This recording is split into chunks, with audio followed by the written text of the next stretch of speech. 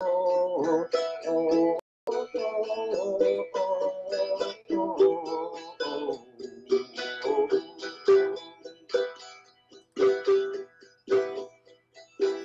are they? Why are they? What do they mean?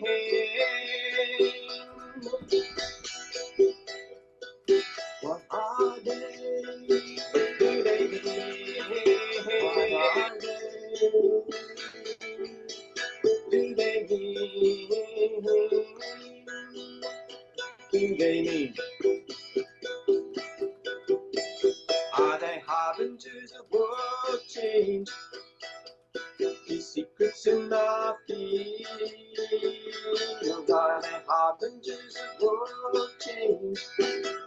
These secrets in our field. Are they harbingers of world change? These secrets in our fields. Secrets in our field.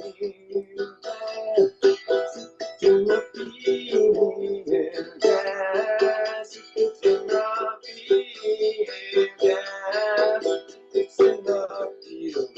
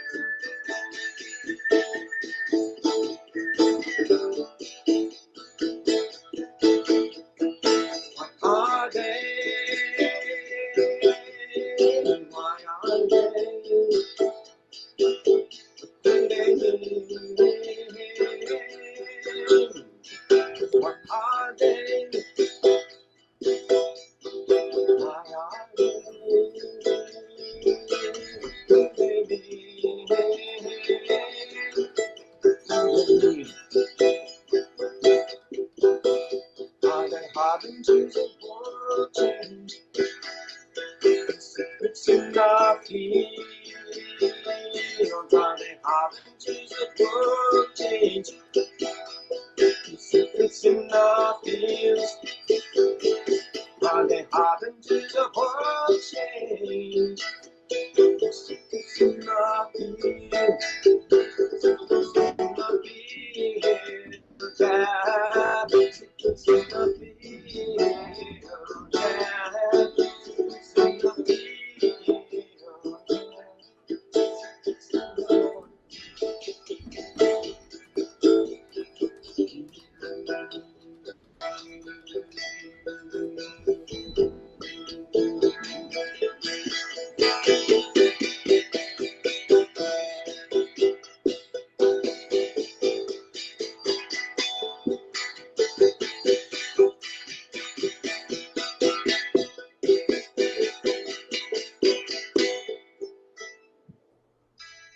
Nice, man, that was awesome.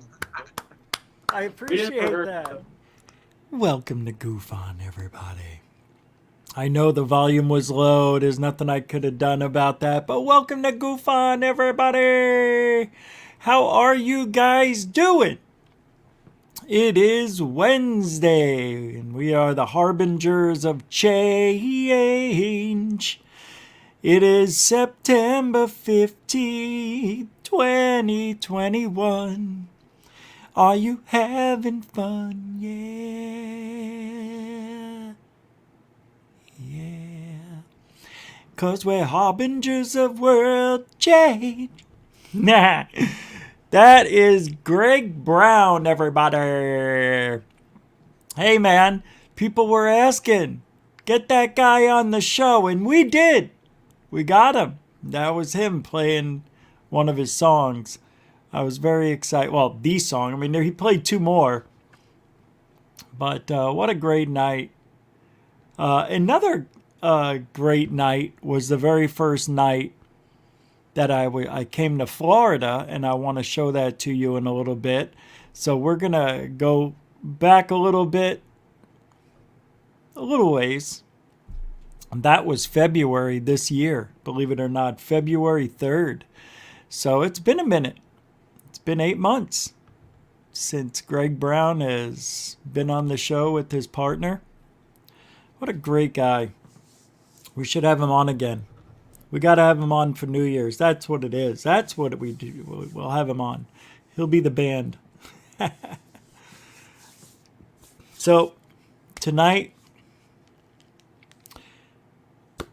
it isn't really who you know anymore in this field.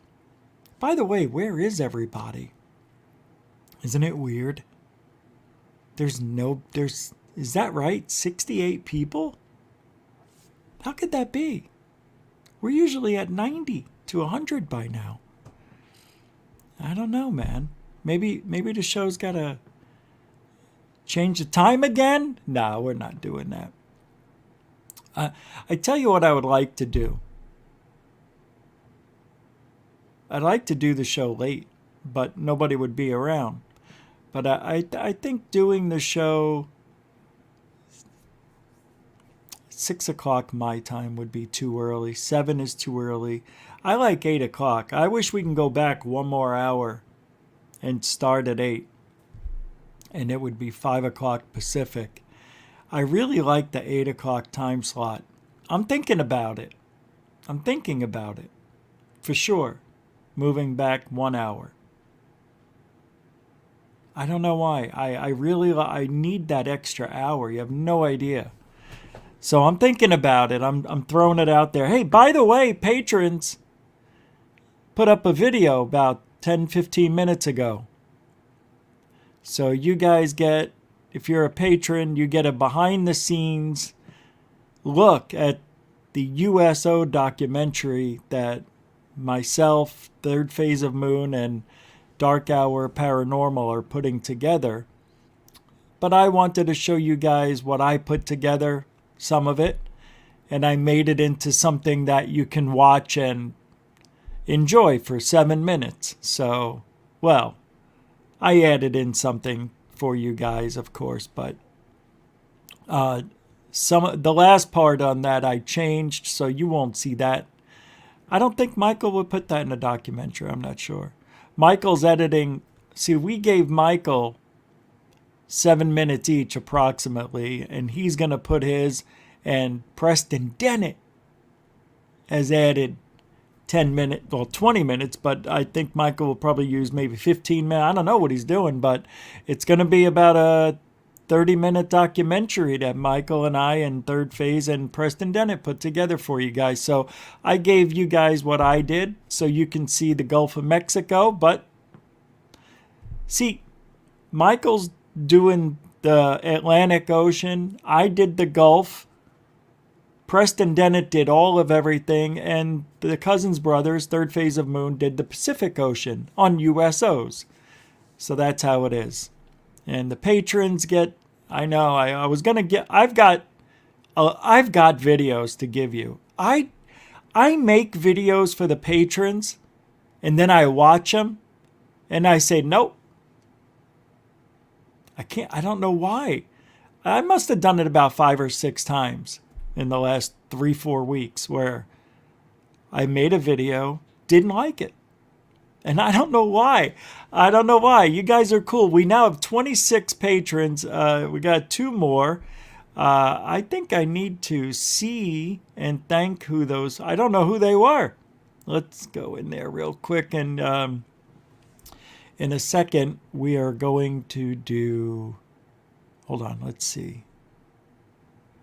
Let's see who our new patrons are. Will it give me? Well, it's not showing me. That's weird. Why won't it show me? There. I hit the name. I hit patrons. They have a thing that says patrons. Now, I don't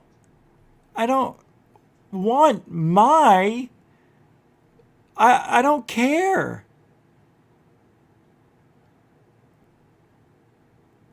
I don't know what this is. No, I want to see who my new patrons are, and it won't do it. It's so weird. Complazert is a patron, I think new. Sean is a new patron. Star Hunter. No, this can't be. This can't be.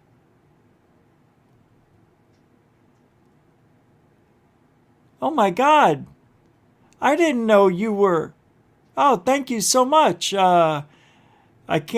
I don't want to throw out some names I can't. Lenny, Allen, thank you very much. Mikey, Michael. Chris, thank you. Larry Gerndt. JCR, B. Gary W. Shane Rodriguez. Hellfire. Anti-Media Zombie. Mark Walton. Wow, thank you guys for becoming a patron. F. Graf. Mike Johnson. Shinjoji. Thank you guys. Ben Dax. Cuppy. Egg Neck Face. Holy crap. Anita. Mark Todd. Stephen Tuminelli. Jennifer Leach. IR Film. Connie. That's it. Well, I know some of those were going back a little bit, but that's just a couple of the patrons. Thank you all very much. It is roll call, everybody. Let's do 1 minute. Here's the clock. And, oh no, I got to do I know, I hate to do things wrong. I was going to use the clock on the computer, but 1 minute roll call tonight. Go. Hey, Martin R. What's up? Welcome to the show. Mikey Gematria. Welcome to the show. Claudia Rodriguez. Welcome to the show. Denbub. Welcome to the show. Felicia the Beautiful Flores. Welcome to the show. Stavros Stavro. Welcome to the show. Complazert. Welcome to the show. Mr. Catfish 2100. Welcome to the show.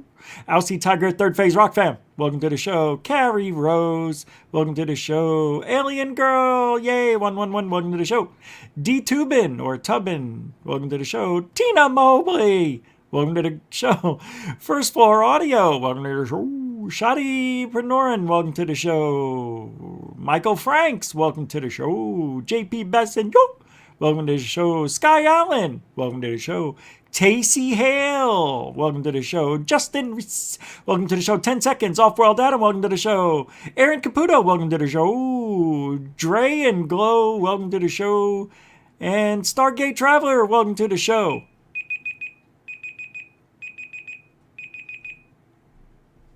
Thank you, everybody, for hanging out. Tonight's show. It's not what you know anymore. In case you haven't heard. Mr. DB Cooper, can't forget you. Welcome to the show. Mr. Star Hunter, you too as well. Welcome to the show. Couple of stragglers. John Hintz, welcome to the show. Chuck Bam was here earlier. That's Justin. It jumped on me. There you are. FGraph72. All right, we're good. Felix Cordova, can't forget that guy, man. Welcome. 1Vin1. New people keep popping in. Thank you for joining up on GUFON today. Don't forget to subscribe. Martin R., welcome to the show. Black Lotus Productions, what's up, Damien? How you doing, man? Good to see you, buddy. Welcome to the show. Don't forget, you can subscribe to GUFON now that you're here. The show is free, but we do live off your donations. So believe it or not, that's how the show lives. So don't forget to, if you want, I'm not saying don't forget, but I was going to say don't forget you can find the links in the About button on the home channel here, in every description of every show, and PayPal, Cash App. You can become a patron. Everything's starting to roll, and I'm really happy. I think we're in a good place. I think we're finding our niche, our groove again. We're putting videos up now on Patreon, normal, that'll be on a regular basis. TikTok, Third Phase UFO Report, tonight there will be one. Third Phase of Moon as well. They get some things from me, so there's a lot of stuff going on, man. I mean, this is constant work, day in and day out. And most of the work is the research. It's just making calls and talking to people, and it is a lot of work. And some of you who have a channel, and I don't know how busy you are, but I like to be busy. I like to be doing things. So thank you for that, your support. Chuck Bam! Yes, Chuck loves the red arrows. Red arrows are a must in thumbnails. If you don't have a red arrow, don't even bother. Why? Why bother? Without the red arrow, it is just a thumb. Thank you, Chuck Bam. And because you gave a nice $2 support, you get this one. We thank you very much from the bottom of our hearts. Chuck Bam. Thank you very much. I was surprised to see that. $2 from Chuck Bam. Chuck is a continuing supporter of the show when he feels like it. No, I'm just kidding. Because sometimes you're here and then you go away for 6 months and then he's back. No, it's true. I do the same thing. And that's not a cut. I get bored. I don't watch the same. I'll watch a show for 4 or 5 months, and then I'll take 4 or 5 months off. And then I'll come back and I'm like, oh, damn, I got so much stuff to watch. I don't know if you do that, but I would imagine everybody does the same thing.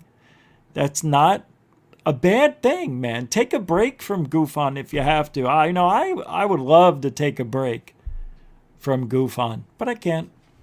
Hey, I have to live it. You know how much, I'm no Anjali cuckoo. That's for sure. I didn't get an email from her. I'm a little upset. I was hoping she would reach out to me and say, sorry you feel that way about me, Dick.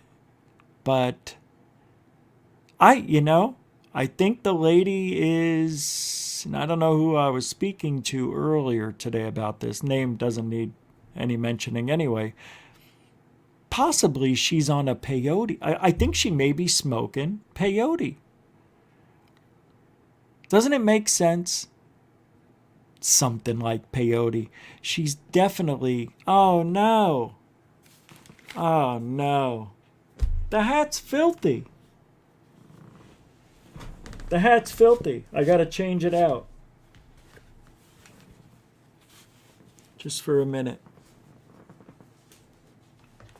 Yeah, I don't like that. I didn't know that. I don't know why it was dirty. I don't know.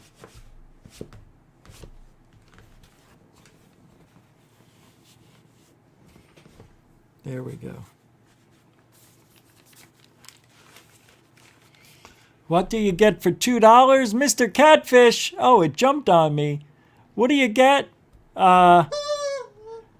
You get, thank you, by the way, for the $2. I appreciate that. You get one of these tonight. There you go. Thank you. Appreciate it. Mr. Catfish 2100 and I have very interesting conversations. They're probably my favorite, believe it or not. And you know why? Because we're one-liners, man. We're in and out. No long paragraphs. Everything is easily understood. I totally loved our conversations. Thank you for that.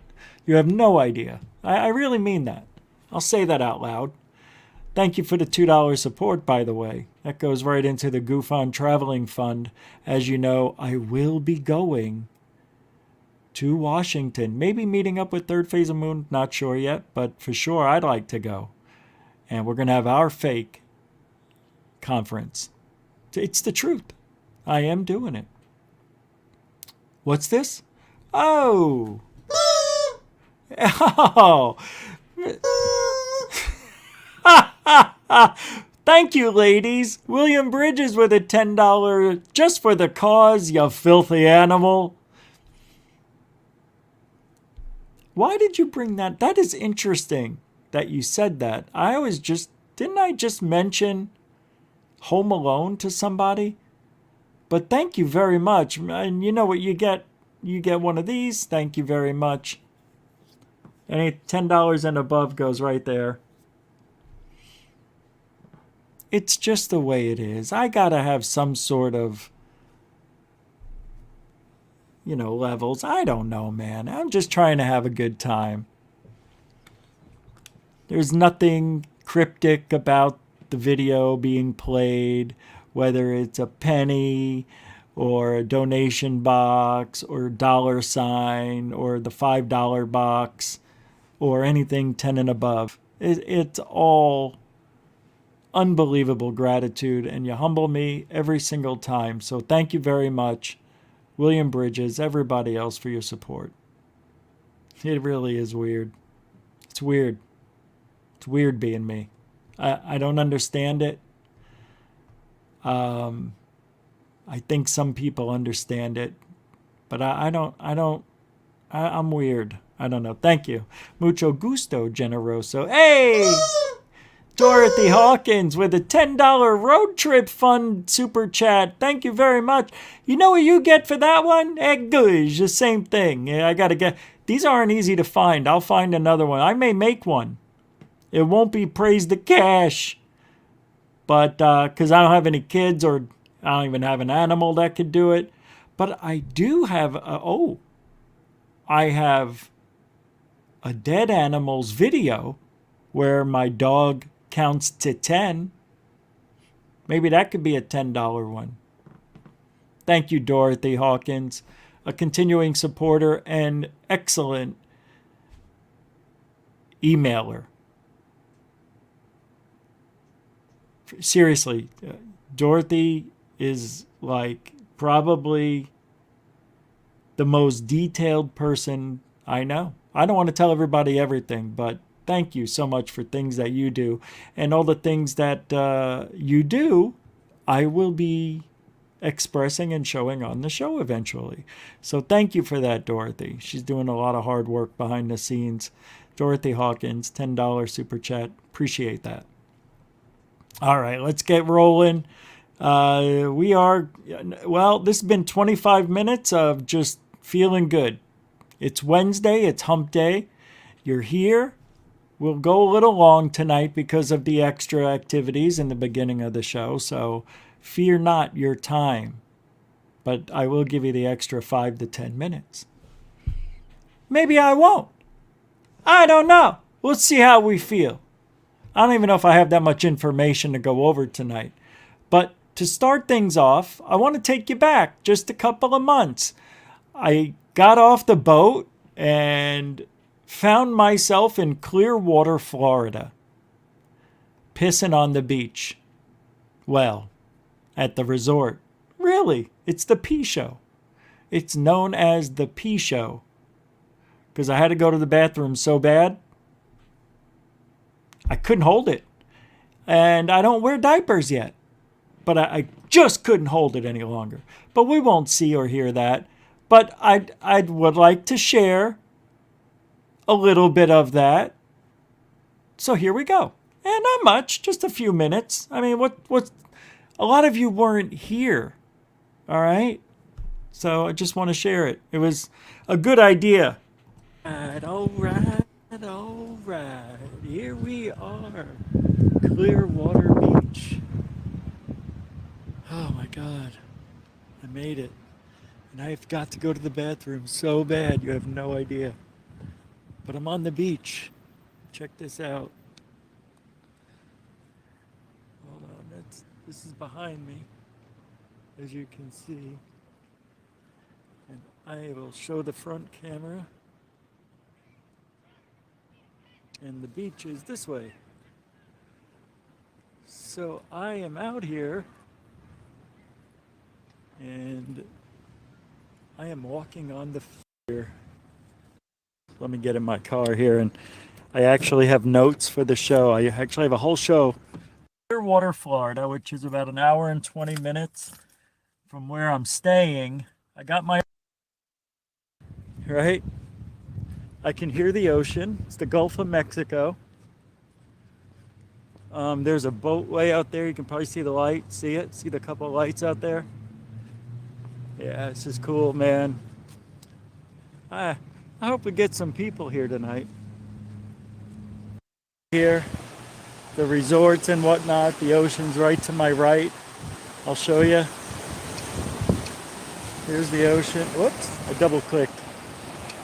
Here we go. There it is. Talk about cool. What's up, Mario Heat? Told you guys I was going to be doing it. Don't I do everything I say I'm going to do? Exactly. I think I'm one of the few people on the planet that actually do what they say they're going to do. It may take me a minute, but we get Hold on, there. I'm not used to this Osmo. It is tricking me. I know, sand. I know, right? There we go. By the way, this I'm just gonna camera. walk along here. Now, we do have things we need to talk about tonight. And I'm going to talk about the Christopher Mellon interview with Joe Rogan. Oh, yeah. Just for a brief minute. I've got a lot of things to talk about. And now back to what? Now back to being joyful, exactly. I gotta watch where I'm walking because people dig holes in the sand and I don't know what they're burying. But, you know, I gotta watch where I'm going. Check this out. Look at how beautiful this is. That's me looking back towards the, what do you call it? The coast. The ocean's just 10 feet behind me. But let me go ahead and grab my notes. I'm gonna just walk up and down the beach tonight. I'm not gonna get in the water. I am not going to get my shoes wet. But I am close, very close, as you can see. The sound of the ocean is so friggin' mesmerizing. It sounds to me like I'm listening to a CD that I go to sleep to every other night. I wish you guys could be here. I'm telling you. God, I really want to meet you guys. Is anybody in Florida that want to hook up next weekend, man, and hang out? Let me know. Email me at gufonradio@gmail.com. We would have the biggest fucking blast out here. I'll bring my fireworks and shit. We'll light up some fireworks. I see people, like, you could walk out like 100 yards in this thing. I see people way the hell out there. I brought my laser pointer with me. Let me see something. Hold on. Just listen to this for a minute. I'm going to get a little closer.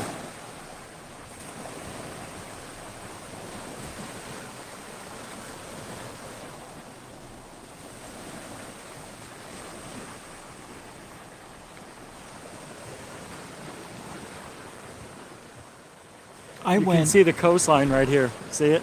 I went I'm gonna from walk back where I just came from. the deserts of Arizona. So you can see where it's wet. I'm walking right on the line. 24 hours later, I'm in the ocean or the Gulf of Mexico. How cool. All right. So here's what we're gonna do. I can't do roll call. I can't believe there's only 35 people here. Yeah, that's the Where way it is everybody? Oh, it is late, huh? Yeah, it was midnight, I think, so They are late. People, I am so happy anybody's here right now, but I think what's going to happen is we got up at to the top 100. of the hour, the notifications will go out for the show. So what I'm going to do, I'm going to fast forward a little bit because I found a chair to sit in and just chilled out. I know this isn't the whole show, but I just wanted to share this with you, and there we go. So let's take a look. It's actually fun. Those are my feet. I think I'm wearing, no.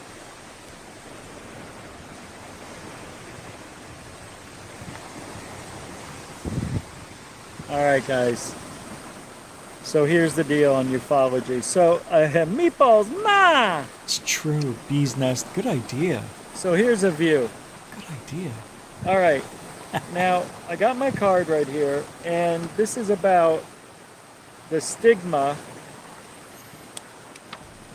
in ufology. Now, I don't know if you know, but what's his name? Christopher Mellon was on Joe Rogan, right? Right. A couple of days ago. May 2nd.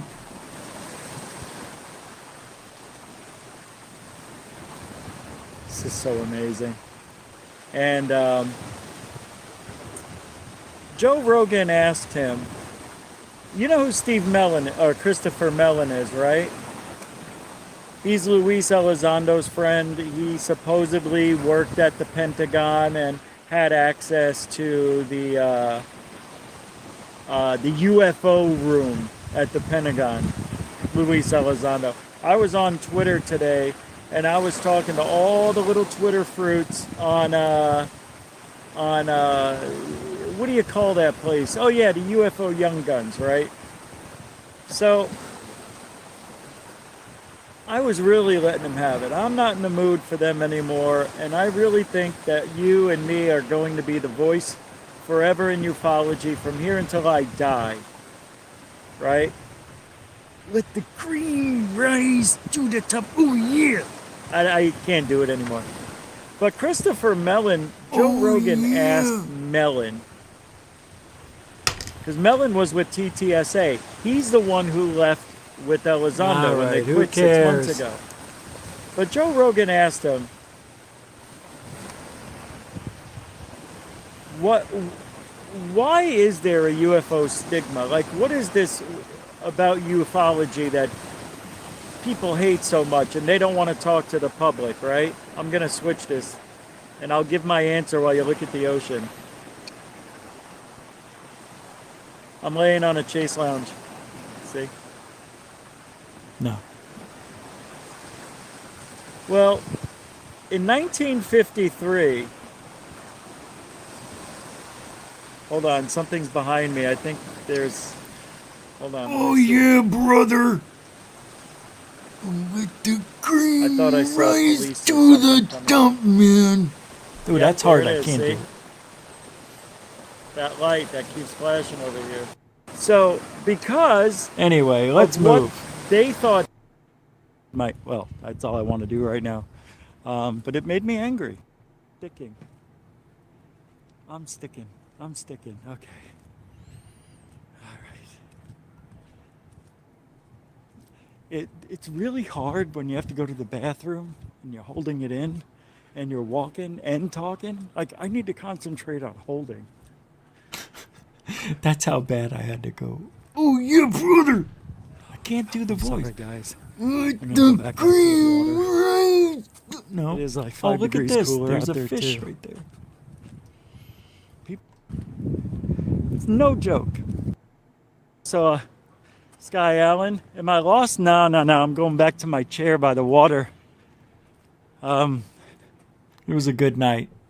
We had some fun. I knew I shouldn't have worn. I put on long pants. This is really hard when you got to go to the bathroom. Like, I really had if to I go was to bad. say on a That's scale all I of could focus. 1 to 10, how desperate I have to go to the bathroom, it's a 10. It's a 10. And I'm going to use the John. Yep, I'm going to have to use the bathroom here. Oh my God, this is awful. Dark Hour Paranormal. Do I Michael! use one of these bathrooms? Where are they? Oh, I thought that was a bathroom. There are no bathrooms out here. Oh no. Oh no. I'm going to take a vape hit here.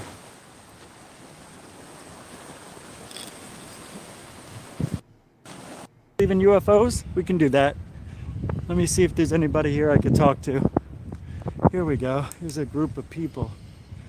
I bet you if I start talking... Let's go to the hooligans.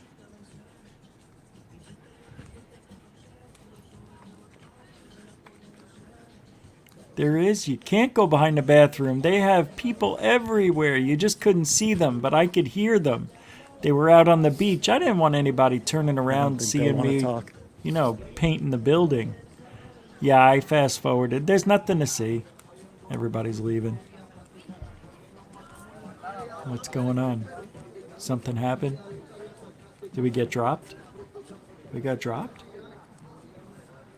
Pretty cool, huh? No, we're not. I'm watching it. Yeah. All right, People- next one. So Mellon was talking to Rogan. Obviously, you know about that. That's weird. What happened? And he says to Joe No. Rogan that there has never been as many sightings as we are having now. All right. All right, let's get back to the show. Anyway, that was the show back on it says May 5th? Thought it said May 9th. Anyway, that was out on the Gulf. That's weird. What a coincidence. Today I put the video out to the patrons and about USOs in Gulf of Mexico, and there I am in the Gulf of Mexico. Just wild. Really weird. Have you guys ever heard of the Trans-en-Provence UFO landing? It's right here. Yeah. It was an incident in 1981, but it had only one witness, but it was one that left behind apparent physical evidence of its visit. And what's more, this evidence was examined and photographed by both the witness, local police, and investigators within days of the landing. This isn't to say the investigation isn't without controversy, though. Many claims of flawed handling of the evidence and the scene would be leveled by secondary investigators, both skeptics and believers alike, over the years that would follow. The witness himself appears credible enough, however, with no apparent desire or motivation for elaboration or outright manufacturing of the incident. Furthermore, the identity of the witness was officially a mystery for many years following the incident. This is obviously not the actions of a person looking to cash in on their experience. Was the Trans-en-Provence Incident the landing of an intelligence-driven craft from another world? Or might it have been an experimental machine from much closer to home? It looked like two saucers, one on top of the other. The witness to the Trans-en-Provence landing was long reported to be Renato Collini, and that was mainly due to the privacy laws in France. However, we know today that, in reality, the witness was Renato Nicolai. A little after 5 p.m. on January 8, 1981, Nicolai was at his home building a concrete shelter for an outside water pump. His home overlooked the land below as it was built on a raised level. As he noticed how cold it was becoming, he heard a sort of faint whistling. He turned his attention toward the sound, and in front of him was a device in the air at the treetop height at the very edge of the land of his property. He would distinctly remember the device was not spinning. This is really cool stuff. And furthermore, it was coming lower to the ground. He moved closer to a stone cabin on his property so he could watch the object land. As it moved, there were no flames or clear sign of propulsion or an engine. Almost as soon as it touched the ground, it rose again, the whistling sound still audible. It would take off with speeds toward the woodland nearby. It had the shape of two saucers, again, one on top of the other, and was a lead color. The higher it went, Nikolai could see 4 openings on the underside, although no lights or flames were visible from inside. Still a short distance away from where the craft landed, he would wait for a moment until he was happy it had gone. Then he would walk toward the landing site. And this is where it really gets interesting. Markings of a circle and abrasions. This is called trace evidence, in case those of you who do not know what kind of evidence this is called. It is trace evidence. It is evidence that was left behind from the vehicle. It either left burn marks, impressions in the ground, radiation detection may be present, changing the color of the leaves or even the ground or any concrete or anything that was nearby. Trace evidence. It can even be left on people. Upon arriving at the location, Nikolai could clearly see a circle around 2 meters across, about 6 feet. Within this circle were abrasions or scorch marks. Following his reporting of the incident, further reports would reveal more intricate details of the area. One of those investigating groups was GYPSEY, GEPAN, who would investigate such mysterious sightings. They would find mechanical pressure, most likely the cause of the impression left at the site. Very likely the craft was of a weight between 4 to 5 tons. Furthermore, indications were that the underside of the craft, at least, was of a temperature between 3 to 600 degrees Celsius, between 5 and 1100 degrees Fahrenheit. Madonna mia, you could cook mom's meatballs in there. It was so freaking hot, but not too hot. You don't want to burn the bowls, you know what I mean? Due to the relatively close location of the Kanjur's military base, Nikolai would ponder if the device was some kind of secret military reconnaissance craft. And while UFO enthusiasts had an obvious interest in the case, many theories, bizarrely enough, would revolve around natural phenomena. This, despite the report of a very physical and real nuts and bolts machine, as well as GYPSEY's own suggestion that a 4 or 5 ton machine had made the impression on the land. In total, from him first noticing the strange whistling sound to the object taking off the ground and disappearing out of sight, the incident would last no longer than a minute. However, the investigation would all agree it was the alertness of the witness and his ability to take in as much as possible that made such a short and otherwise mundane sighting so rich with detail and subsequent information. Given the size of the craft, while it isn't impossible by any stretch of the imagination for a single pilot to fit inside, it is perhaps more likely that the craft was indeed some kind of drone or scouting device.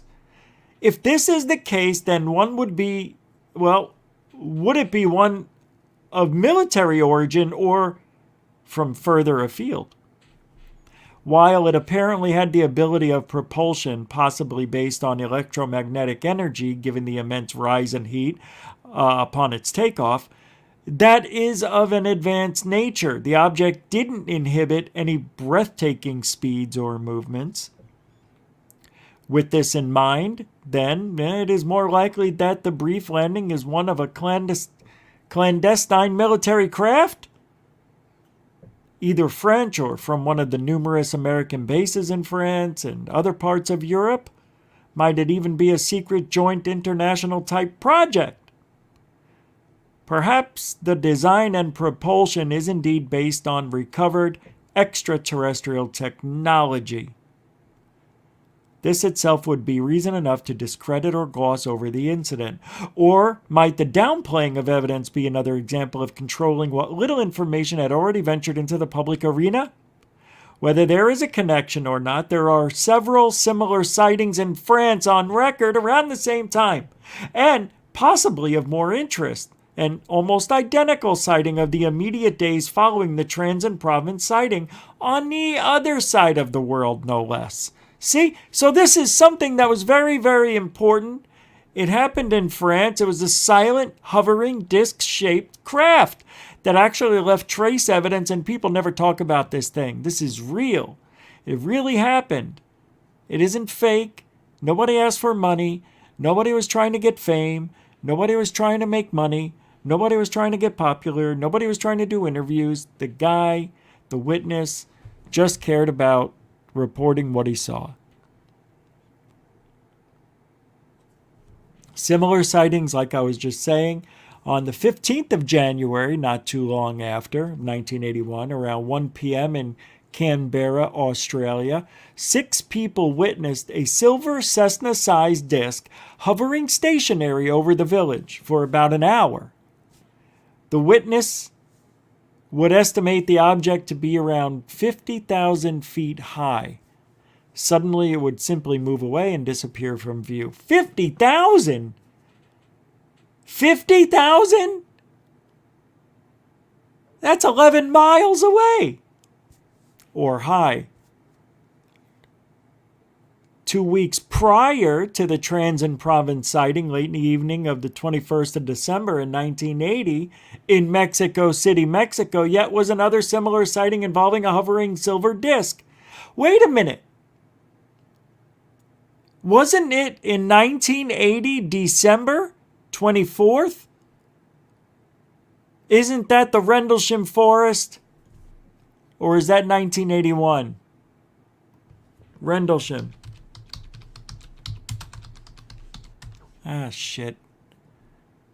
1980! Oh my God!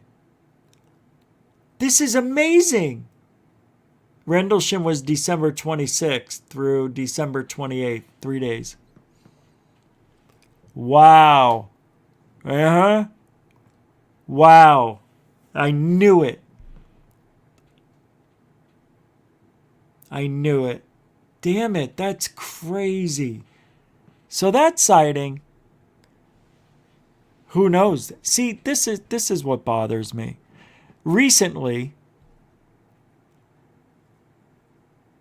the British Defense, what do they call the MOD over there, came out and reported that the Rendlesham Forest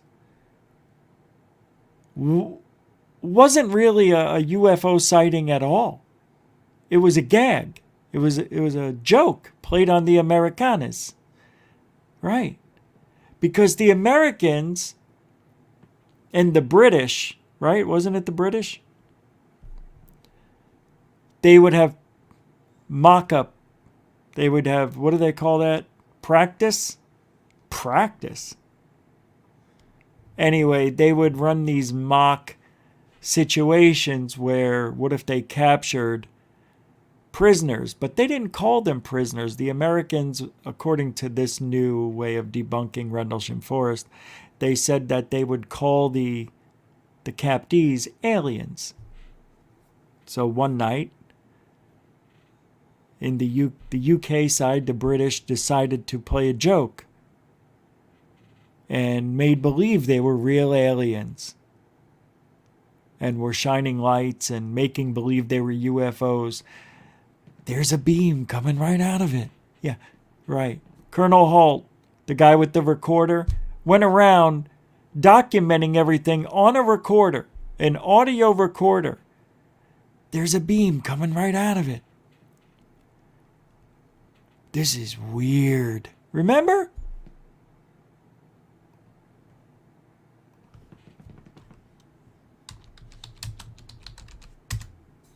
Remember?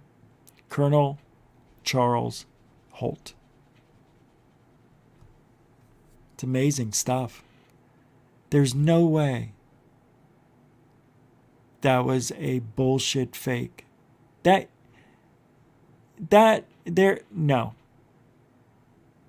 No. Here it is. Hold on. I'm grabbing it. Here it is. I gotta turn the mute. On that, Bruce England says, look over there. There's a glowing red object or light. Oh, this is from the Travel Channel. By Dr. Julie Beischel. Yeah, I don't think I can play it from the Travel Channel. So let's do the... No, I like this recording because I don't like the way they are treating this case. I think the Rendlesham Forest is legit. I think it's a real UFO sighting. There is trace evidence. And one of the guys who I think maybe I'll get him on the show, touched the UFO, the triangular-shaped craft that landed on the ground, and he touched it. And he said he was downloaded with ones and zeros information in the seconds he was touching that craft. Years later, he put it all down in a book so he wouldn't forget anything. And apparently, 30 years after the fact, he had it looked at to see if anybody could figure out what it is that he had. And it said something about, God, what I'll have to find it. Messenger or no, something about researching. I don't know. I can't think. I can't think. They're blocking me with radar waves right now. What am I looking up? Oh yeah.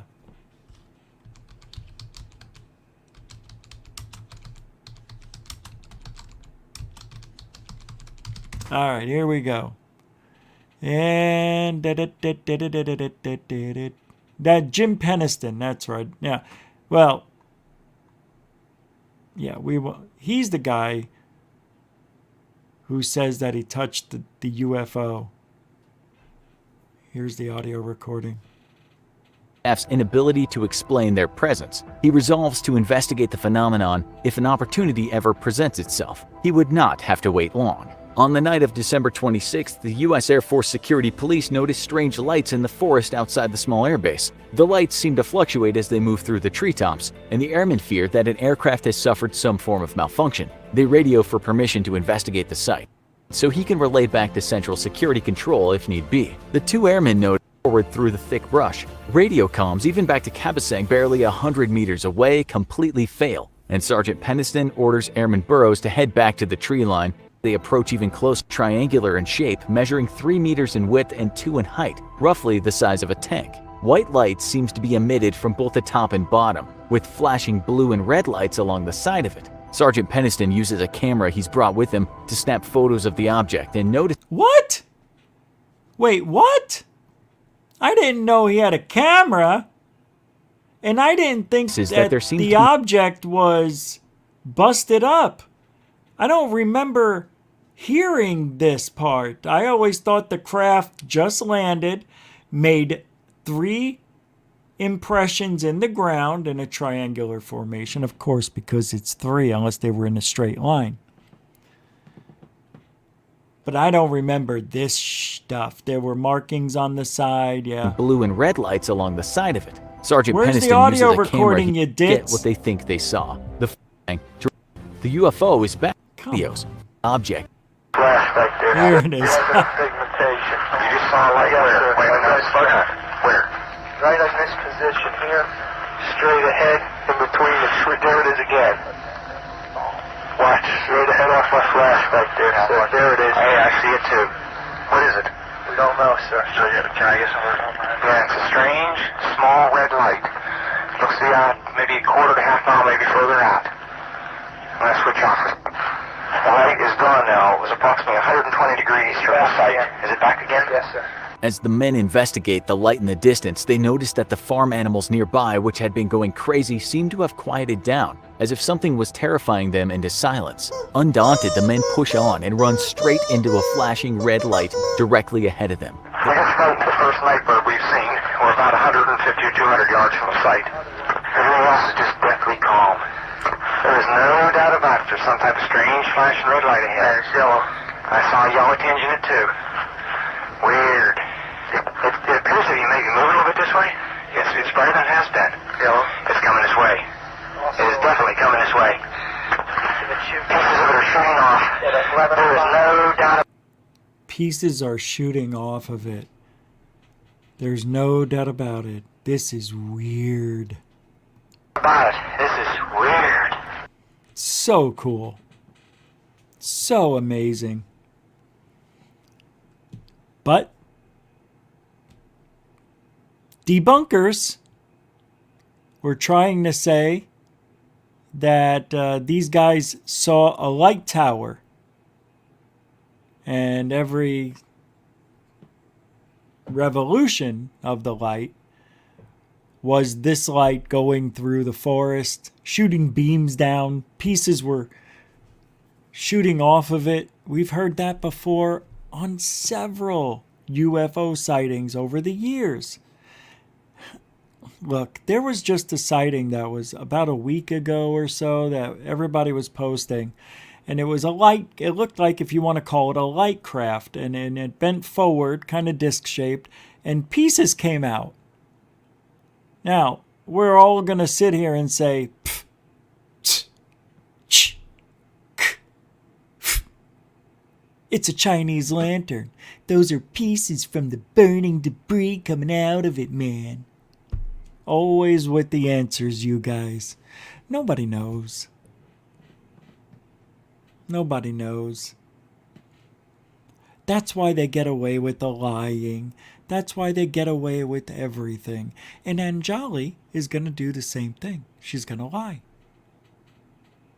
She's going to lie. And get away with it. And she's going to have a little cult of followers. COVID. I want to ask you guys something, because I almost did it today, but I forgot I had a dinner to go to. How would you like it if I did a Randonautica? Would you like that? Randonautica is very interesting. I was watching a few of these videos because months ago I was going to do a live show, and do a Randonautica. That is where there's an app that apparently, because of the design of it and time and space and the matrix reality we live in, you tell it if you want to find money or if you want to find something magical, spiritual, and then you tell it what you want. And then what it'll do, and you can have it go out, or as maybe just half a mile or 10 miles or 20 miles. You set it, and the radius, it'll find something in the universe to what you were thinking you want. And you go there, and you drive to it. It gives you the directions. And then when you get there, you're supposed to when you get to the location, there will actually be a destination, like an X, like go here. And when you go there to that little area, there should be something there waiting for you. When I tried doing it many months ago, the app was down. It wasn't working. They were fixing some legal issues they had with it, from what I heard. But I'm thinking I want to do this, and I don't have to do it live. I could do it during the day, or I can do it live. I think it would be fun to do it live. So you guys are down for that? You would like to see the only thing with it is I have to do it on my own. And if I do it on my own, I run the risk of very shady stuff going down, and I am not that type of person anymore. Hold on. I'm going to pull it up and show you guys what it is. Randonautica video game. Here it is. Man, we got a lot of show tonight. Still. So this is the app. It is a first ever quantumly generated adventure game that takes you on a journey of true randomness. The adventure is yours to have, and the legend will be yours to tell. I'm not... so it takes people there. Actually, I'll pull up a video and show you a Randonautica. Because I don't know, man. I think it would be fun to try. You know? I think it would be. I was watching them, so it shouldn't be too far in here.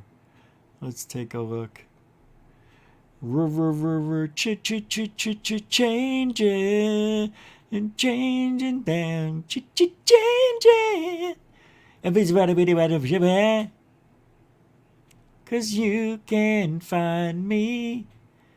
And yes, I was watching girls dancing. Yep, because I'm a dude. Yeah, I don't know. I can't show them. Pick red, green, or black. You bet your ass I'm looking at this stuff. I'm a dude. I'm not ashamed of looking at chicks on the internet. It's YouTube. They don't show any nudity. Why is my voice changing? The first video comes from the big dogs at Mindseed TV that entered the system. They were on their way. From the jump, Casey didn't want anything to do with this app, and it didn't go well. I'll say for the record, I think this is dumb. And the thing is, about the Randonautica, people are finding things that are solving crimes, like murder weapons. One time they found a suitcase and there was a body in it. So how does Randonautica know to take you to certain... It's a real big mystery how it works. Of course, it's all random. But sometimes it matches exactly what the app is telling you to go do. It's weird. And these are issues where they regret playing Randonautica.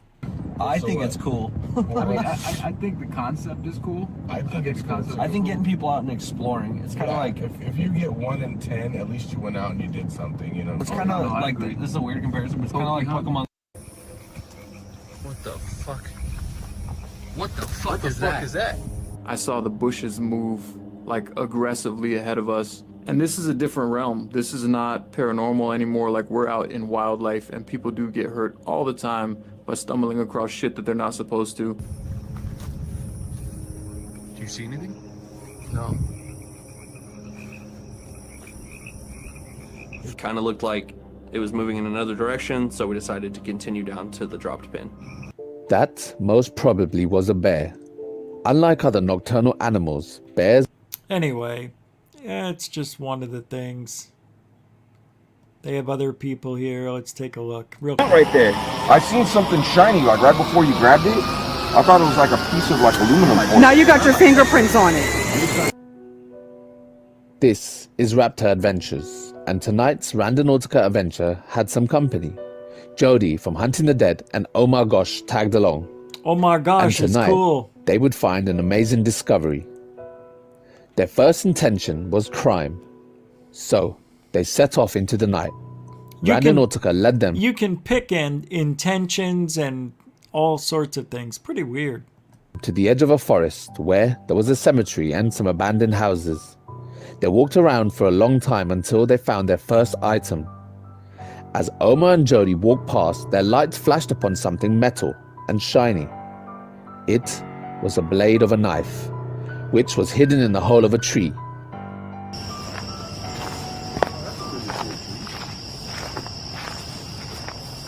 Now, a lot of the things, some people, I think, plant some items in there, you know, to make things appear. I mean, what the hell is this guy looking in a tree like that for? I would never think of looking in there. So I'm not sure, man, if it's legit. But anyway, I was thinking of doing it. So, yeah. See, Sean, you said it too, right? Yep. But I would be doing it for real. I would definitely be doing it for real, of course. So maybe we'll see. I'm thinking about it.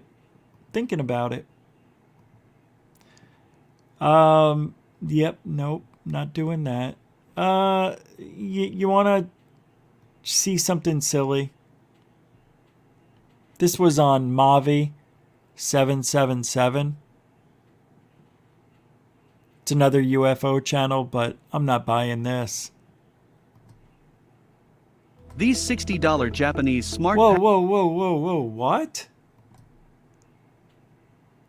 Whoa, that's weird. It's on the wrong account. Yeah, because I don't have ads. I like that intro right there. So I guess it's said that this UFO parked itself or crashed into a building. Do you know what this is? That is, I think, a restaurant. Yeah, I think that's a restaurant. These are Google finds, I guess. It's pretty cute. Yeah, I mean, he spends a lot of time showing it. You know what I mean? It's not real, Mav. It ain't real, bro. Yeah, then he's got a cool UFO sighting after, which I am going to put that in the bank for later. And I want to show you something.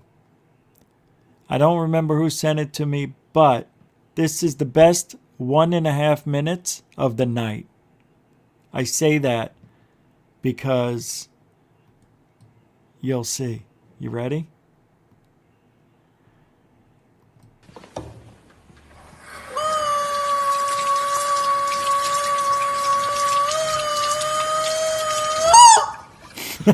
It's got handcuffs on its feet.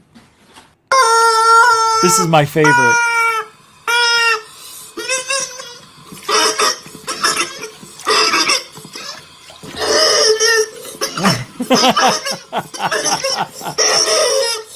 It sounds real. Oh, this is cute.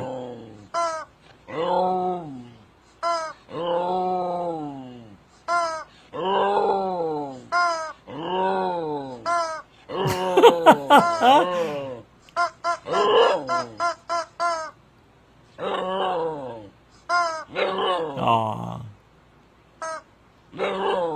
He's talking to it. Aww. He's eating it.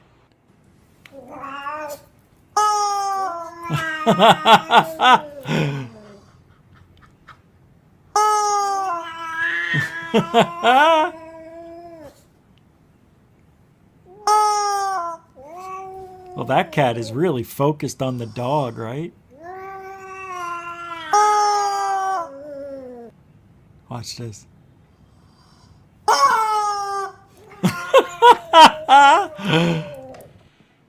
That was good stuff, man. That went by real quick. That was fun. I thought you would like that. I know you guys got senses of humors. Huh? Senses of humors? Yeah. Hey, you want to know what time it is? You guys deserve more of Greg Brown. You know that, right? You know, walked in and looked at and photographed. You deserve It's it. actually to go west. When you saw the ocean. You deserve it. You know, This is for you guys. Turn it up. In 1967, I was 18 years old. I was 18 when 67 took hold. In 1967, who appeared on the scene? Oh, Jefferson airplane and cream. That was his internet connection. Big Father with Janice, the Jimi Hendrix experience. The doors, yeah. hard, Grateful Dead. And in the midst of it all, the Beatles dropped in. Sergeant Pepper's. All right. Hey, what are you guys talking about in here? You want me to play another interview that I did?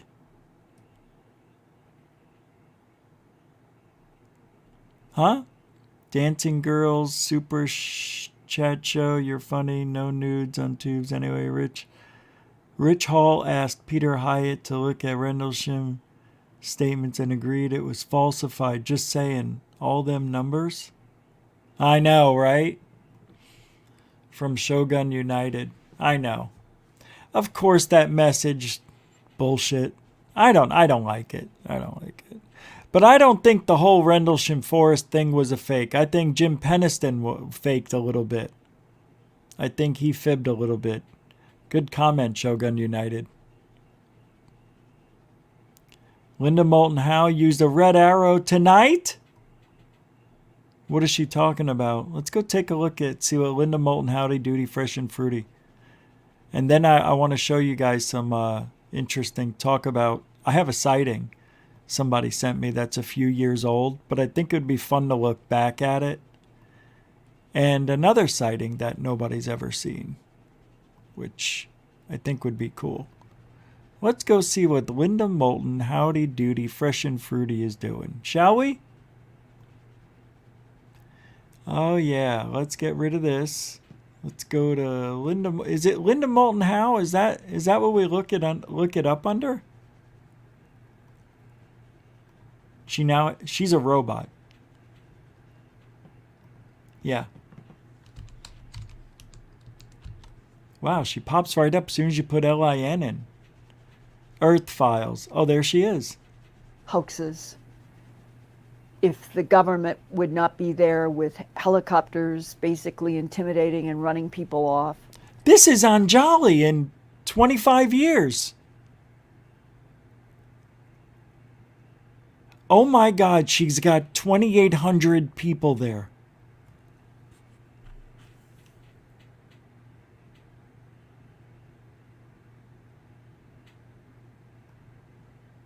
Oh my God. Look. Oh my God, listening to her. I don't get it. I think of some of the most beautiful hours of my entire life were 1992 and 1993. Yeah, me too. I had a threesome with...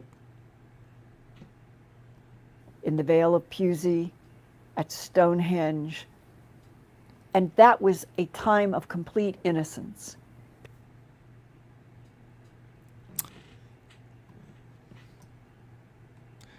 Her show tonight is, are UFOs hiding in Earth's night skies behind infrared cloaking?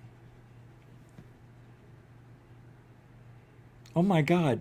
She took my idea, kind of. You hidden in plain sight.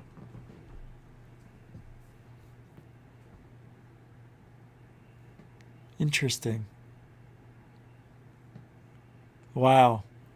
2,800 people. She is amazing. That really is amazing. And she has 184,000 subscribers. Where's Chocolate and Fluffy? God bless her. Wow. I'm not jealous, but I'm envious. That is unbelievable. Good for her. This is a little pixelated, this sighting I'm going to show you. And it looks like it was filmed on a potato. So don't get mad at me. It's not my thing. Whoa. Oh, okay. Alrighty then. Here we go. I don't know if this is real, but it was leaked in 2008 without any information, probably filmed from the rear seat of a jet plane. Are you ready? Are you ready? Wow. That looks good. It looks real. I don't know what I'm looking at. There's something over there. Oh, I see. Wow. Yeah. That looks real. It's reflecting the sun. Did you see that? That's the horizon, I guess. It's a UFO. It's real pixelated conveniently. And it's rising up. This is the window, obviously. The sun is way up here. Yeah, I don't know, man. That looks real. But I don't think it's really what we're looking at. I think it's something else. You know what I mean? Maybe? You don't? I don't know. I don't know. It's interesting in its own way. It is.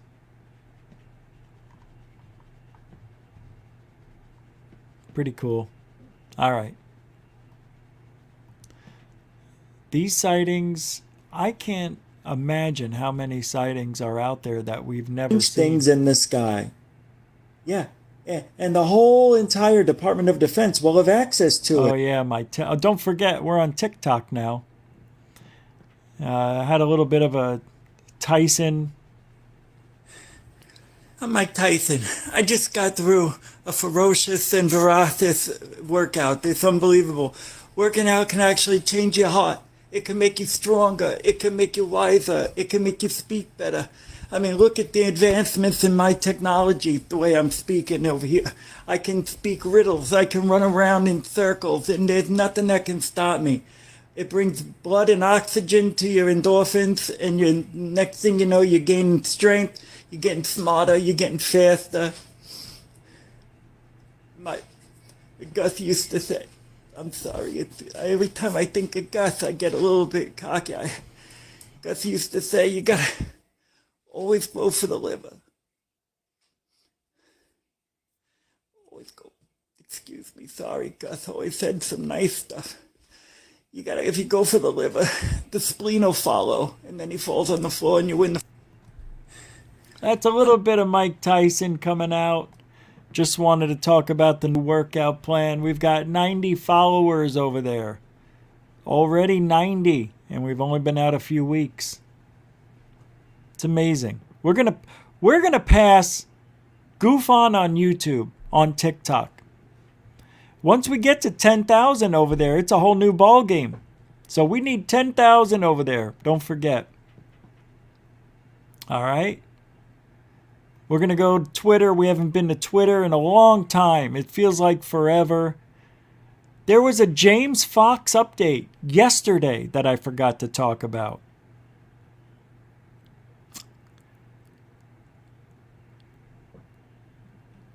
And it says, quick news update all the way from James Fox out in Brazil as he describes the craziest day he's ever had. Hi everyone, Andy here from That UFO podcast, and doing this for the first time as I feel this is the best way to get this info out to you. I reached out to James Fox today, who, as you may or may not know, is out in Virginia, Brazil, currently recording his... Well, it's not the follow-up to the Phenomenon, because that is going to have a Phenomenon 2 direct sequel. This is an independent piece on the Virginia incident that happened in Brazil in the mid-90s. And I reached out to James to ask him if he had any updates for us, because he's posted some really cool stuff on his Facebook recently. And I asked him, did he have any quotes or something he could send over? And this is what he shared with me. So I'm going to start playing the video at the same time of the incident he's describing, but this is what he describes as the craziest day of his career. So what you're seeing here is behind the scenes of his shoot. The guy we came to talk to, and this is from James, was the military officer driving the car on the night of January 20th, 1996, when his passenger, Marco Ceresi, jumped out of the car and captured the alien with his bare hands. What? We were with a high-level politician whose father was chief of police and has known the witness since the early, sending that over along together and ready to release independently, more than likely on demand, not in theatres. So a year after, and as you can see here, the crew are all leaving, and they've basically been talking in the local Brazilian Portuguese. I'm a bit lost on that one, and a mix of English as to what.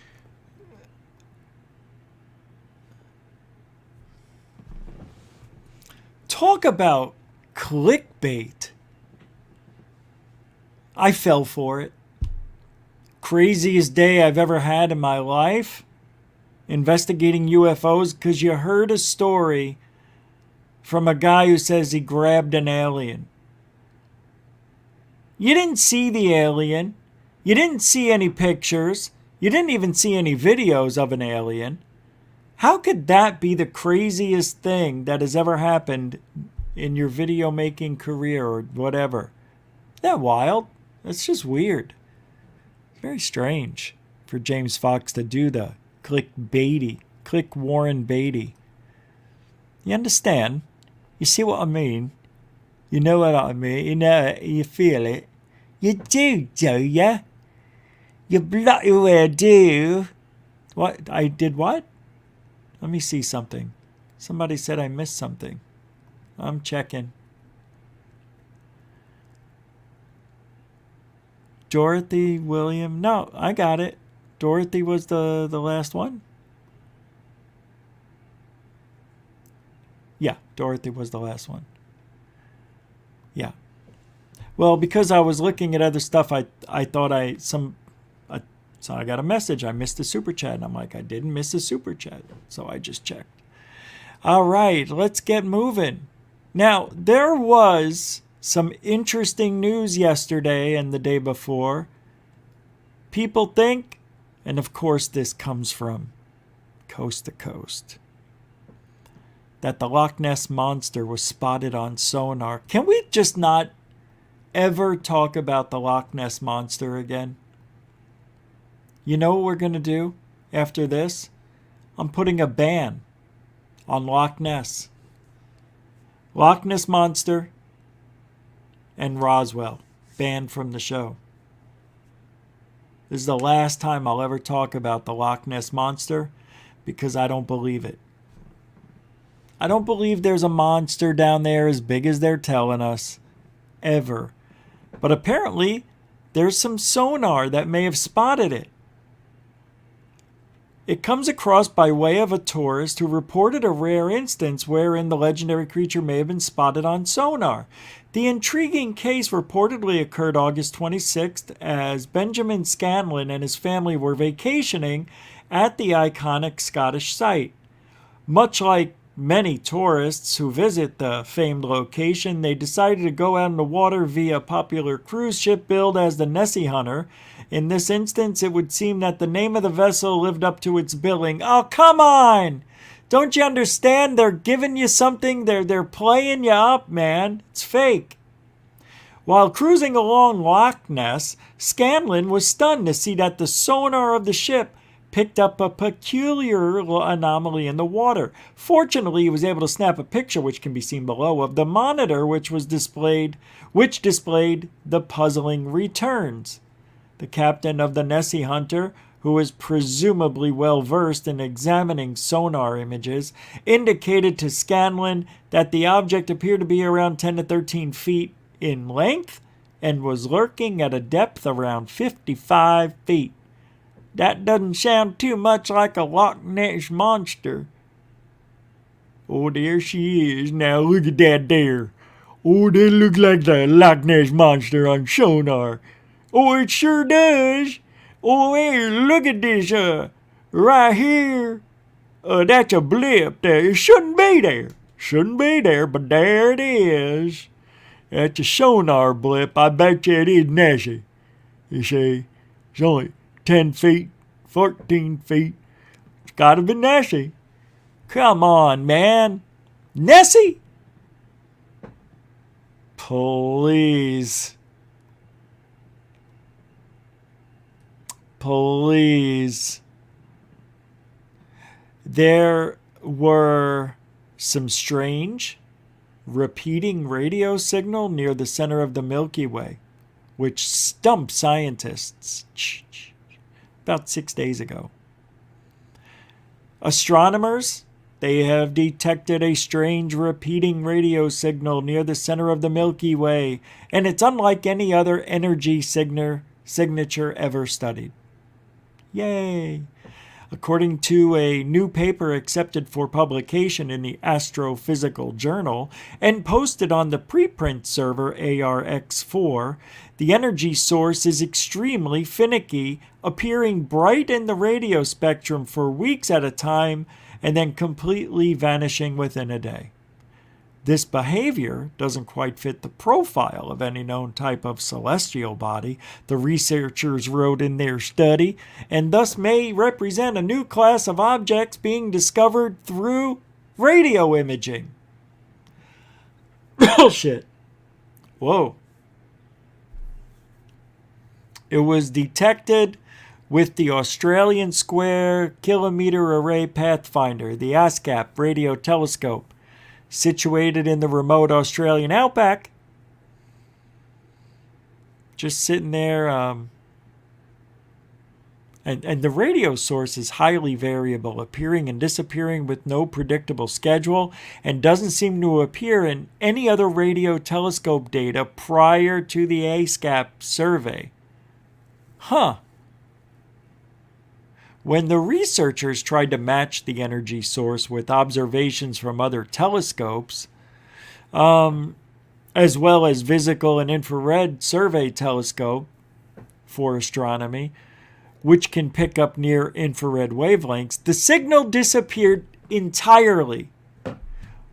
With no apparent emissions in any other part of the electromagnetic spectrum, is a radio ghost that seems to defy explanation.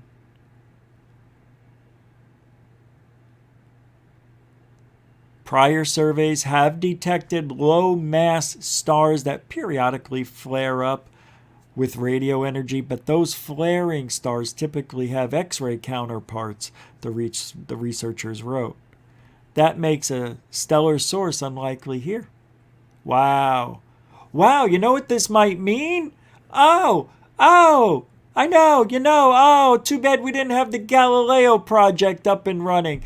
This would be beautiful. It could be a ship.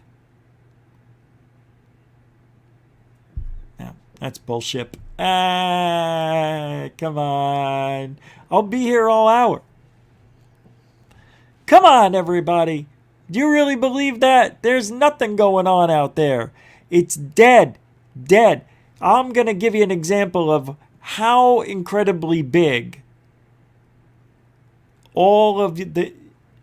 You're going to die when you hear this. You know what the Milky Way cluster looks like? It is packed with stars and moons and all sorts of stuff, right? The center of the Milky Way galaxy is just off the charts.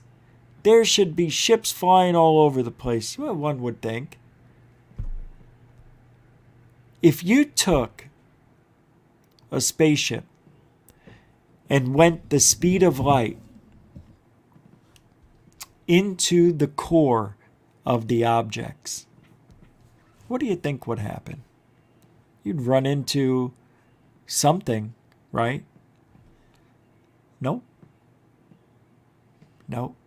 As a matter of fact, you wouldn't even come close to crashing into anything if you took a spaceship and went the speed of light through the center of the Milky Way where it's crowded.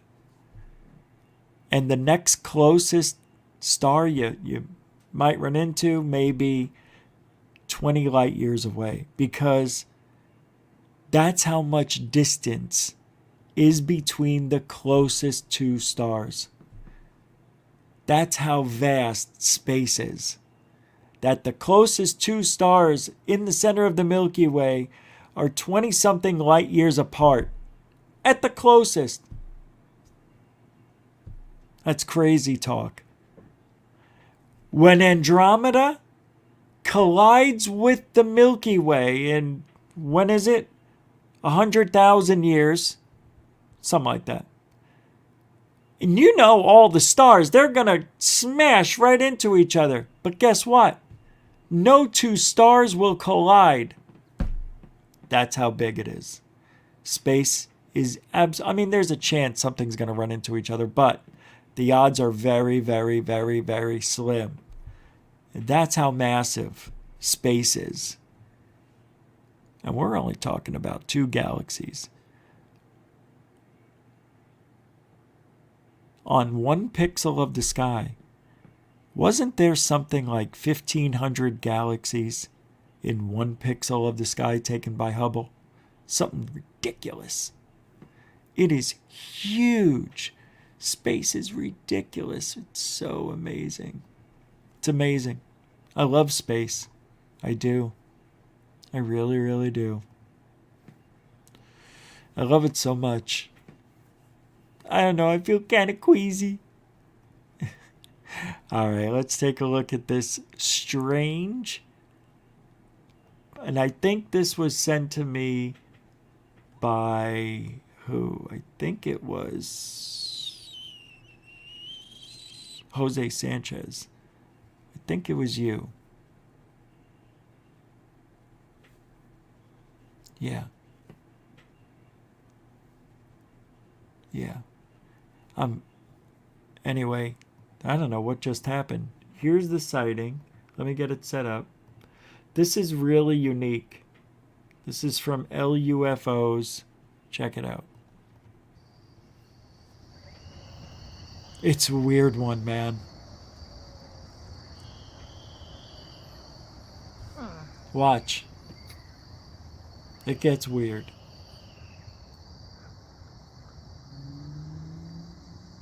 What is that?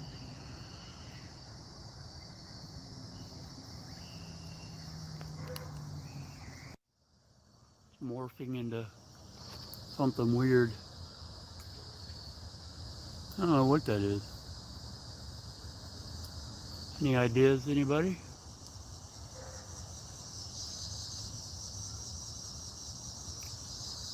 That is weird. I was gonna say a kite at first, but no, it's too big for a kite.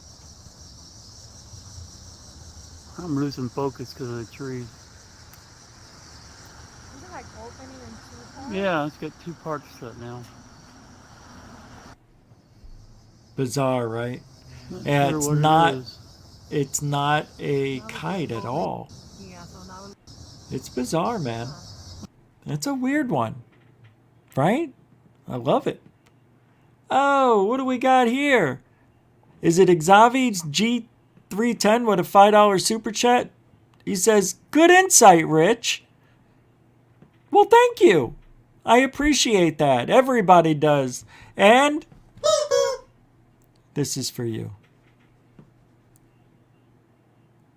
Do do do dun dun dun dun dun dun dun dun. Dun, dun, dun, dun, dun, dun, dun, dun, dun, dun, dun, dun. Thank you for the super chat. Mucho gusto, generoso, Xavi, G310. Hope I'm saying your name right. If I'm not, shame on thee. Appreciate it. Mucho gusto, generoso. Good insight, Rich. I know. Watch it one more time. What is that? This is not a dummy. This is a very good. It's not a kite. Something weird. It's not a kite. I don't know what that Because is. you can't see string, Rish. Any ideas, anybody? Jaime. This is not a kite. I never said it was a kite. No. Somebody in the chow room. I was gonna say a kite at first, but See? no, Oh, it was the guy in the video. Oh. Yeah, oh. I'm losing focus because of the trees. Huh? Nobody's perfect, Rish. Yeah, it's got two parts to it now. Pretty weird, huh? Interesting. I wonder what that is. Anybody? Salt Riverbed Mirage? I never heard of such a thing. Salt Riverbed. That is interesting, what you just said there. I've never heard of such a thing. It's a weird one. It's a weird one. Oh! What? Earthly Awakenings 82 with a super sticker? Let's check out the super sticker. It's a super sticker creation. Coming to you. Come on, where is it? I can't see it. It hasn't popped up yet for me. Yeah, it says #1 fan. Oh, well, thank you. It's a jumping up and down pear that says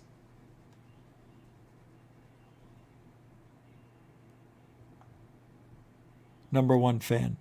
And with that being said, this is for you. Grazie. Grazie. Very generous. Very nice. Rish. I know. Very nice, Earthly Awakenings. Mucho gusto. Generoso. That goes right into the GUFON traveling kitty because we are leaving Florida in late October, mid-November maybe, but we're going. to Washington, D.C. I'm going to hold a fake press conference just like Anjali. I'm doing it because Lou Elizondo said the only way to get the attention is to get as many people as you can and march down the streets and let the Washington, let everybody know. That won't work. But if one person does it, that will make more noise than 5,000. You'll see. And third phase of moon may be there with me. Oh. Where you going? You gotta go. Oh, I know. Nothing's going on. You might as well. You know? Thank you very much. Damien from Black Lotus Productions dropping in tonight. And this is for you. Thank you for supporting GUFON on the continuing. And there we go.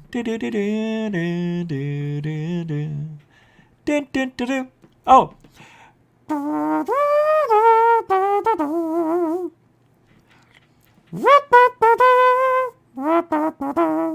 Oh, that's all. I was playing the trumpet. Who plays the trumpet? Who is that guy that plays that song? Don Chinchati? What is it?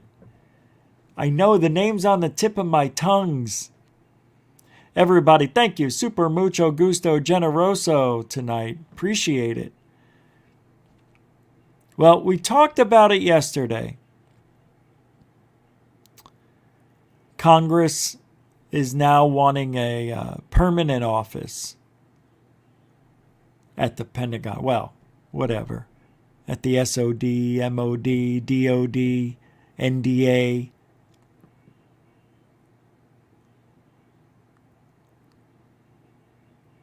The Secretary of Defense, in coordination with the Director of National Intelligence, shall establish an office within the office of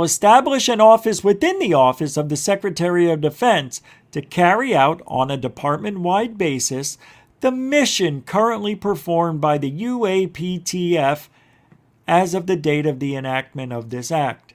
The enactment of this act with an office in the office? What are we, double talking on everything? Everything we're double talking on? It's amazing to be alive right now. Isn't it? It is. Let me tell you. In this field, it isn't what you know anymore. It's who you know. That goes with people who want to be. Dorothy, I was right. You just became a patron now, but I saw you as a patron. Dorothy Hawkins, brand new patron. Thank you very much, Dorothy. That's phenomenal. I thought you already were. How did I get a message from you in there? Did you? Oh, maybe you dropped out because it was an older message. You came back? Is that what it is? I don't understand how Patreon works. But because you donated at the highest level, well, praise the cash, I guess. I don't like saying praise the cash because it's not my thing, but I don't like the word cash. I don't really like it. Not a big cash. I don't like the word cash. Johnny Cash is different. Brian Yak has a question. He says, I would love to see someone ask Anjali what the beings have told her about the likes of Corey Good or Emery Smith or any number of the goofy Gaia-esque stories or conspiracies. The point would be to see if she will back them up. I submit that she has to give them her support. Her audience is basically this. Oh, never mind. Yeah, I don't know. That's an interesting question, Brian. If the beings or people that Anjali talks to, I wonder if they are conversing with, well, I don't know, man. I think they talk to the blue avians and the other alien species that supposedly there are Heinz 57. There's like 57 species or 73 species of aliens around the earth at all times. Hey, I don't make it up. That's the story, Morning Glory. You understand? All right. Really? Do you understand? Dr. Greer, paging Dr. Greer. I wish I could do his voice. It's not easy. Why the Soviet space shuttle was left to rot today? All right, yesterday. This is a new thing I meant to start Monday, but today better than never. Today in strangeness. Yesterday. Yesterday, in 1995, the Body Worlds expedition debuted in Japan. The museum display features human remains preserved in plastic via a process called plastination.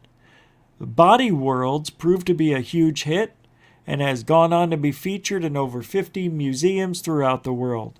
However, it has also spawned numerous ethical debates as well as urban legends about the source of the plastic-encased corpses. That's yesterday's news and strangeness on September 14th. Do we have anything today? I don't think we have anything today. I'm not seeing it. Nothing today. That's because I haven't read any of them yet. I just got them. I just got to them. Did you know ants have teeth? I did. All right. This is amazing.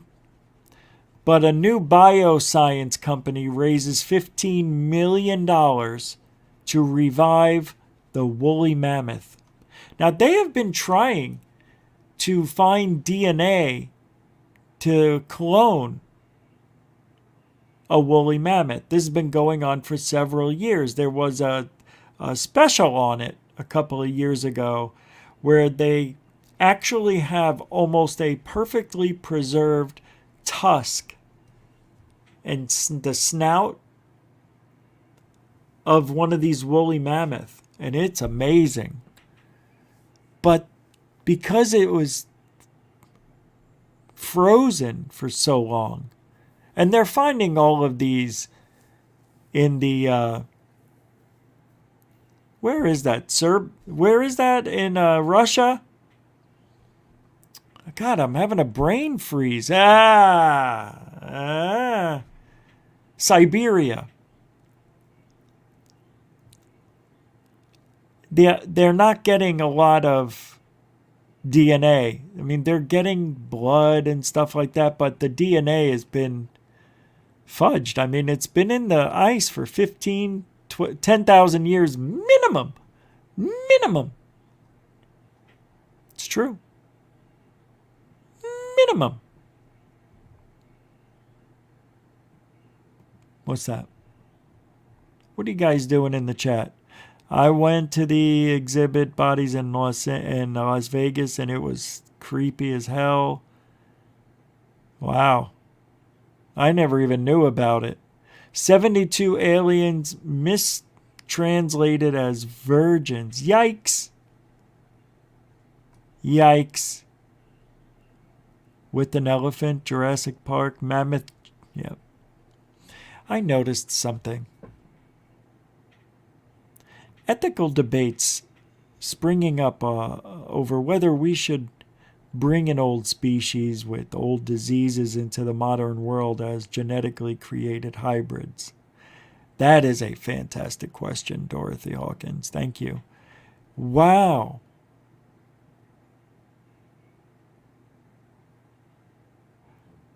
Yeah, I didn't. I think about that when they bring up the ice cores from Antarctica and they go back like 100,000 years and they're finding that they can revive some of these things. It's real scary because let's say they bring up a core sample and under the ice, we know, we've heard the stories that Antarctica used to be a lush, like, I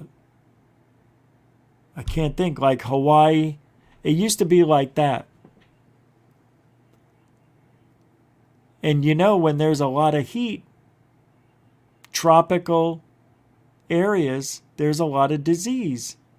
It's all over the place. And it's very possible that they can bring up in a core sample one of these terrible diseases. I think there was a movie on it. Oh, yeah. What was that called?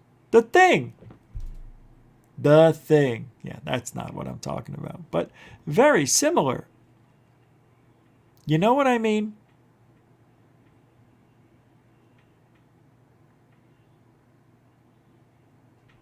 What's this? Oh, I forgot. Hold on. UFO. This is a good one. Oh, I don't know. Yeah. Well, check it out.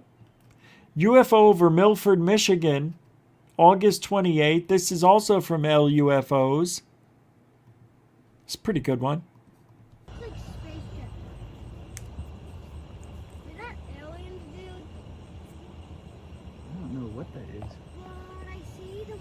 This is weird.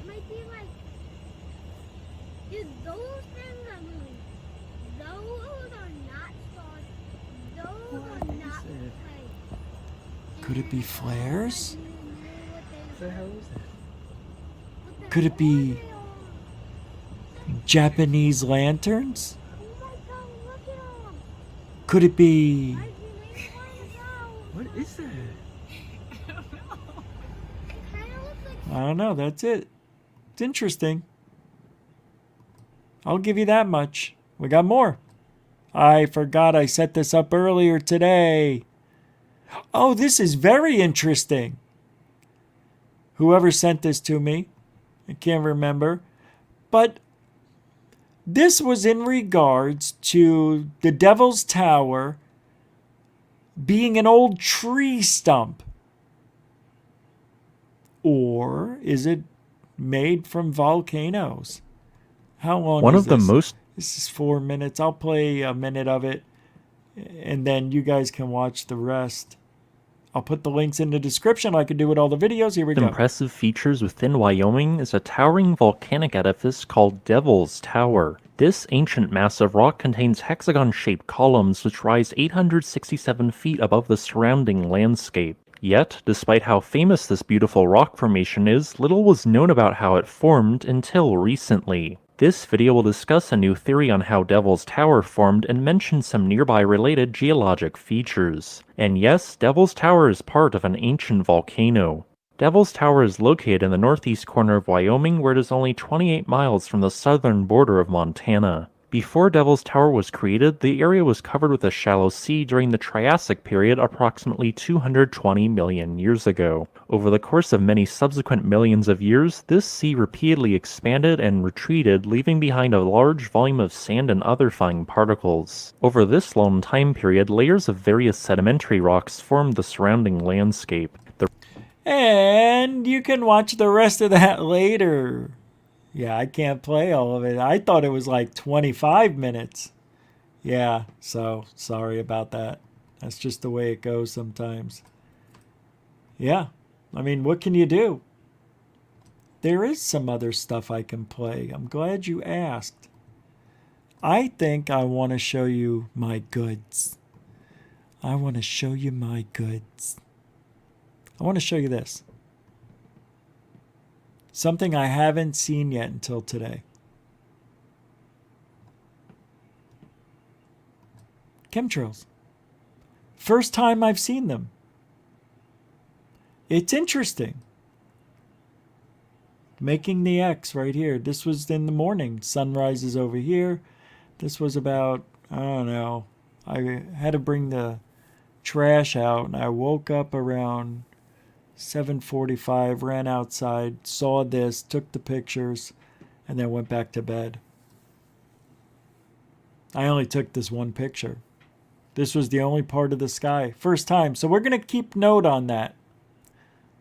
We're going to keep note on that. Good English, Rich. We're going to keep note on that. Reesh. I got something else here. Heavy rain. That was pretty good rain.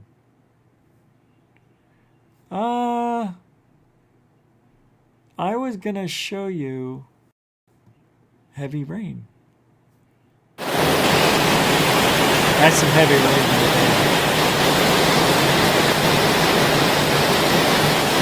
It was coming down. Those drops are huge. Never seen anything like it. I'm from Arizona.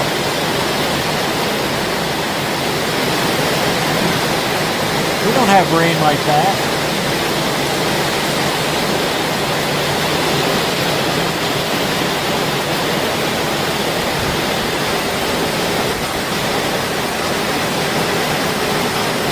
Seriously coming down.